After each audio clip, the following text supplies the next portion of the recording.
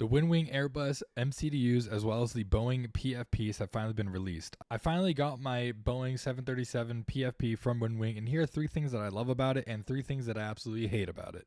The first thing that I love about the PFP as well as the MCDU is the affordability. The fact that these MCDUs and FMCs are only going for $136 is absolutely crazy. Winwing absolutely slashed the marketplace when it came to these things, because usually FMCs like this would cost over $500, almost to $1,000 in some cases, depending on the manufacturer.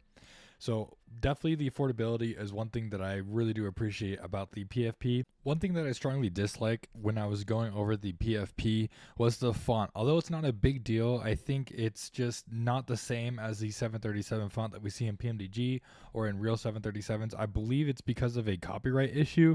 So that's just like one thing that was kind of weird for me. But everything else is so good and so realistic that it's almost hard to really nitpick the font that much. It's just something that I saw, and something that, since I fly 737 a lot, I definitely noticed when I first got the PFP. But speaking about fonts, the one thing that I actually do like about the PFP is in the software itself, you could go ahead and customize the font. It even gives you an option to upload a font. However, the font is only in the WWFZ file type. So it was really weird. I'm not sure if there's like a specific way that you have to make a Winwing specific font. But there is a way that you could upload fonts, as well as there's a lot of preset fonts in the software that you could actually input into the FMC. So I thought that was really cool that you could change the font if you really wanted to in the FMC, as well as you could change colors. Because I know for me, in the beginning, what was supposed to be magenta colored text on the PFP was actually yellow. So what I did is I went ahead and changed that. And so in the software, I was able to change the color from that yellow to that actual magenta that's supposed to be, and it worked like a gem. It worked perfectly fine in the PFP. So that's really cool that they added the customization part of it, so you could actually make it kind of your own if you wanted to.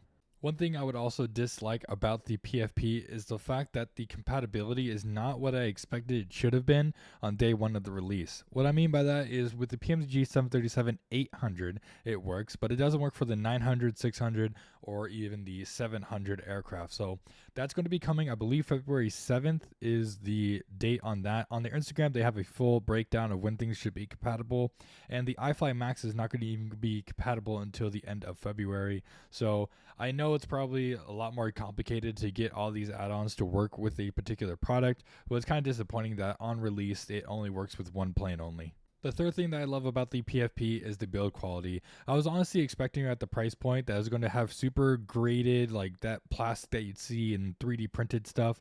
I thought it was going to be like that, but honestly the plastic doesn't feel too cheap, and the buttons are super solid. It has a nice solid click to it, so the build quality itself feels really nice, especially for the price point.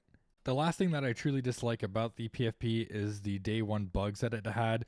At the beginning, the software update, or the firmware update I should say, was just not updating, so I had to restart my PC. And then once I finally got the PFP to work in the simulator, the buttons would work but the screen wouldn't. And I had to be told by another YouTuber that had the product early that I had to do some SDK adding into the PMDG folder. So that was kind of weird that they wouldn't specifically tell us that in the public, but I think word is getting around that everyone's starting to do that. So now that I got the PFP to actually work, the execute button for whatever reason doesn't work, and I know a lot of people on Reddit and other forums have said that issue as well.